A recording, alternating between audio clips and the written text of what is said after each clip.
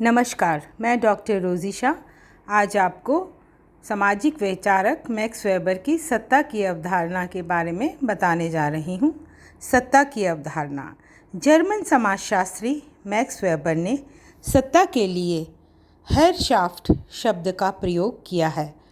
हेरशाफ्ट शब्द का शाब्दिक अर्थ है ऐसी स्थिति जिसमें हर अर्थात स्वामी दूसरों पर अपनी आज्ञा चलाता है, आदेश देता है या प्रभुत्व रखता है। अलग अलग समाजशास्त्रियों ने इस शब्द का अनुवाद अपने अपने दृष्टिकोण से किया है। कुछ समाजशास्त्रियों ने इसका अनुवाद सत्ता के रूप में किया है तो कुछ ने प्रभुत्व के रूप में किया है तथा कुछ समाजशास्त्रियों ने आदेश क्रिया के रूप में किया है। हेरशाफ्ट का हिंदी अनुवाद सत्ता को हम प्रयुक्त करेंगे। किंग्सले डेविस के अनुसार सत्ता निर्णय लेने एवं आदेश देने का अधिकार है। साइमन के अनुसार सत्ता निर्णय लेने एवं अन्य व्यक्तियों की क्रियाओं को मार्गदर्शित करने की शक्ति है। ये दो व्यक्तियों के बीच उच्च अधिकारी एवं अधीनस्थ का संबंध है। उच्च अधिकारी निर्णय लेता है और इस आशा के साथ प्रेरित करता है कि अधीनस्थ द्वारा इनका पालन किया जाएगा। मैक्स वेबर के अनुसार सत्ता ही वह प्रमुख आधार है जो विभिन्न समूहों और सदस्यों के बीच स्थापित होने वाले संबंधों की प्रकृति का निर्धारण करता है। वेबर ने ये स्पष्ट किया है कि सत्ता की अवधारणा परिस्थिति तथा शक्ति की अवधारणा से भिन्न है। परिस्थिति स्टेटस। परिस्थिति का संबंध व्यक्ति को समाज में मिलने वाले ऐसे पद से है जिसके साथ एक विशेष सम्मान जुड़ा होता है। समाज में जो व्यक्ति सम्मानित अथवा प्रतिष्ठित होता है उसकी परिस्थिति ऊंची अवश्य होती है, लेकिन ऐसा व्यक्ति अपने फॉलोअर्स या अनुयायियों या दूसरे लोगों को कोई विशेष व्यवहार करने के लिए बाध्य नहीं कर सकता। इसी कारण परिस्थिति की अवधारणा सत्ता से भिन्न है, क्योंकि सत्ता में कुछ ऐसे अधिकारों का समावेश होता है जिनके द्वारा व्यक्ति को एक विशेष ढंग से व्यवहार करने के लिए बाध्य किया जा सके। सत्ता की प्रकृति शक्ति से भिन्न होती है, जबकि इन दोनों के बीच एक घनिष्ठ संबंध है। मैक्स वेबर लिखते हैं, अन्य व्यक्तियों के व्यवहारों को उनकी इच्छा के विरुद्ध भी प्रभावित करने की क्षमता को शक्ति कहा जाता है। मैक्स वेबर ने शक्ति को इसके दो प्रमुख रूपों के आधार पर समझाया है।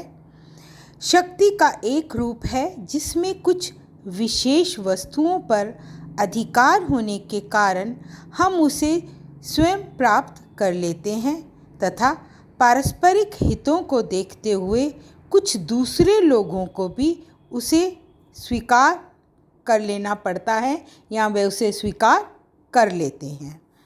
शक्ति का दूसरा रूप वह है जो व्यक्ति की मान्यता प्राप्त संस्था या कानूनों से प्राप्त होती है और इस प्रकार उसे कुछ विशेष आदेश देने के अधिकार सौंप देती है।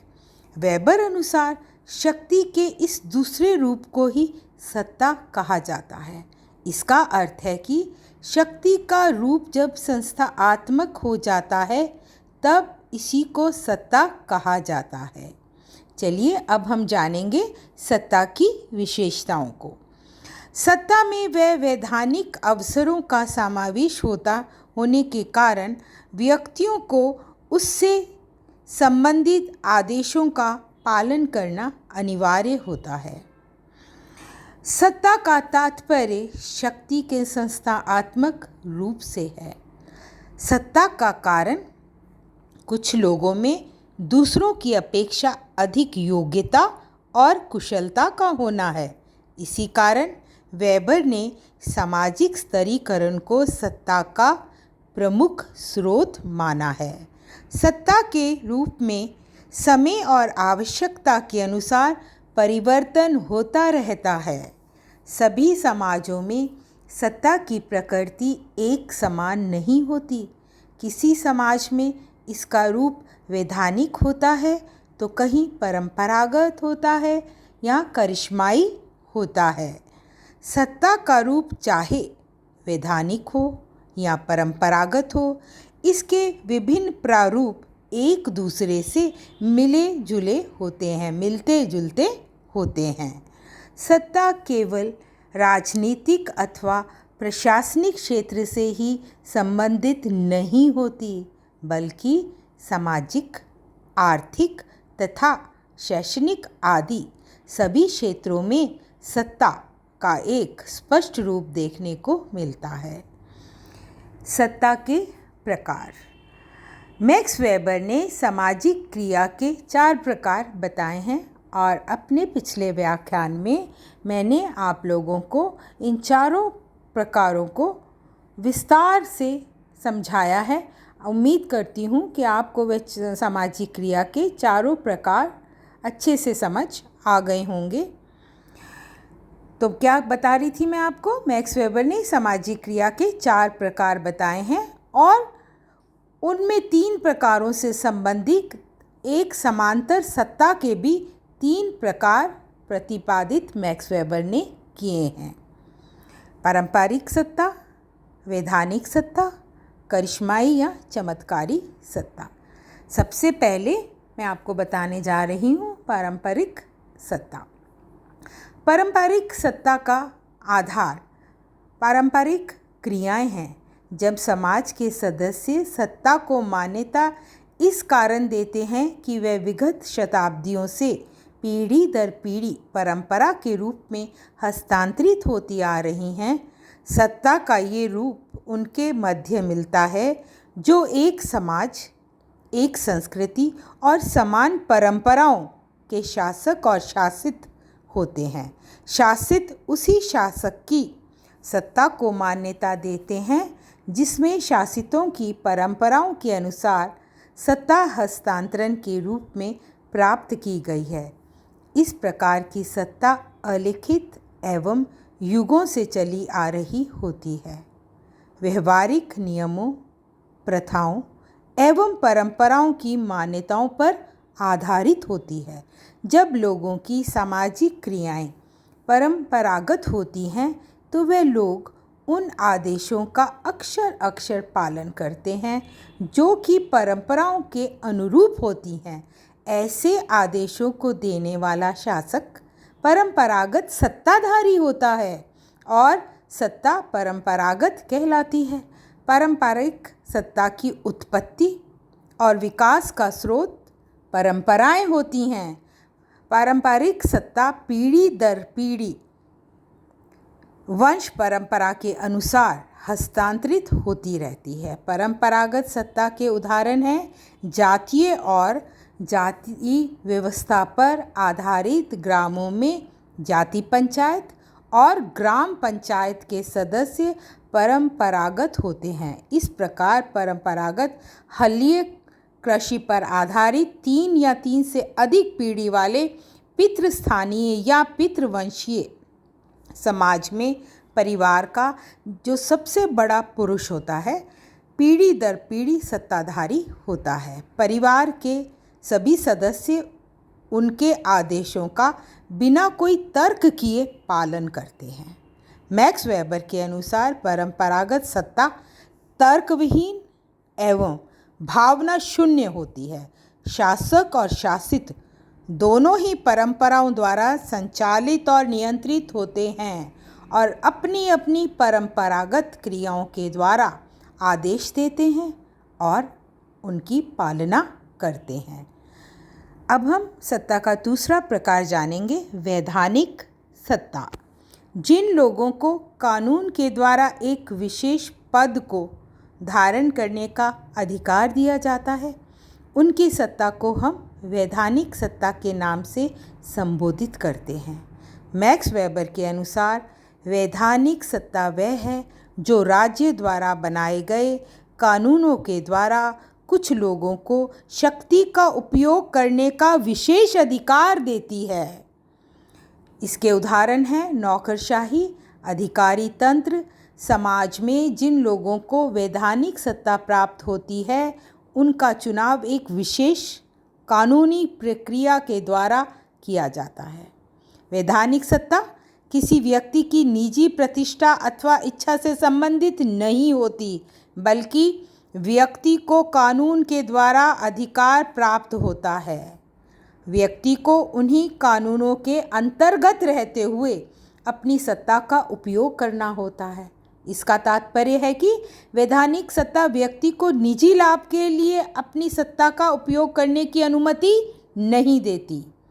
ऐसी सत्ता के उपयोग को पक्षपात रहित बनाए रखने के लिए इससे संबंधित अधिकारी से ये आशा की जाती है कि वह अपने अधिकारों का उपयोग करने से संबंधित संपूर्ण कार्यवाही को लिखित रूप से पूरा करेगा। जो वैधानिक सत्ता के अधीन काम करते हैं वह सत्ताधारी व्यक्ति के आदेशों का पालन ये मानकर करते हैं कि उनके द्वारा कुछ विशेष कानूनों का पालन किया जा रहा है। इस दृष्टिकोण से नहीं कि उनका कर्तव्य किसी व्यक्ति विशेष के आदेशों का पालन करना है।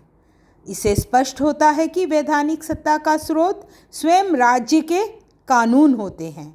वेबर ने ये स्पष्ट किया है कि वैधानिक सत्ता किसी न किसी रूप में प्रत्येक युग की विशेषता रही है। प्राचीन काल में भी राजाओं द्वारा कुछ व्यक्तियों को मंत्री, न्यायाधीश तथा सेनापति जैसे पदों पर नियुक्त किया जाता था।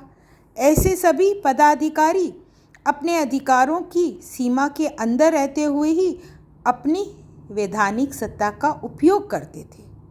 इसके बाद भी वैधानिक सत्ता का वास्तविक रूप आधुनिक राज्यों के प्रशासनिक ढांचे से संबंधित है, जिसमें एक विकसित नौकरशाही के अंतर्गत विभिन्न अधिकारियों और कर्मचारियों को एक दूसरे से भिन्न वैधानिक अधिकार प्रदान किए जाते हैं। वैधानिक सत्ता का प्रमुख रूप से राजनीतिक तथा प्रशासनिक संगठन से संबंधित होती है, यानी राजनीतिक तथा प्रशासनिक संगठन से संबंधित होती है, लेकिन आर्थिक, धार्मिक तथा शैक्षणिक क्षेत्र में भी वैधानिक सत्ता का स्पष्ट रूप देखा जा सकता है। अब हम सत्ता का तीसरा प्रकार जानेंगे, करिश्माई या चमत्कारी सत्ता। ये सत्ता ना तो वैधानिक नियमों पर और ना ही परंपरा पर, बल्कि कुछ करिश्मा या चमत्कार पर आधारित होती है। ऐसी सत्ता का स्रोत ना तो वैधानिक नियम होते हैं और ना ही परंपराएं होती हैं। इनका आधार एक ऐसी चमत्कारी क्षमता है जिसके कारण व्यक्ति को स्वयं ही समाज में एक विशेष सत्ता प्राप्त हो जाती है। जिन व्यक्तियों में कोई विलक्षण, करामाती या चमत्कार दिखाने की वास्तविक या अनुमानित शक्ति होती है, वे इस प्रकार की सत्ता के अधिकारी होते हैं। इस प्रकार की सत्ता को प्राप्त करने में एक व्यक्ति को काफ़ी समय लग जाता है और पर्याप्त साधन, प्रयत्न और कभी कभी प्रचार के पश्चात ही उसकी ये सत्ता लोगों द्वारा स्वीकृत होती है। दूसरे शब्दों में कहें तो एक व्यक्ति अपने व्यक्तित्व को इस प्रकार विकसित करता है या लोग ये समझने या विश्वास करने लगते हैं कि उसने अपने व्यक्तित्व को इतना विकसित कर लिया है कि उसमें कुछ विलक्षण शक्ति अथवा चमत्कार दिखाने वाली शक्ति या गुण, चाहे वह वास्तविक हो या अनुमानित, पनप जाते हैं, जिसके बल पर दूसरों को वह अपने आगे झुका देता है और लोग उसके व्यक्तिगत सत्ता को स्वीकार कर लेते हैं।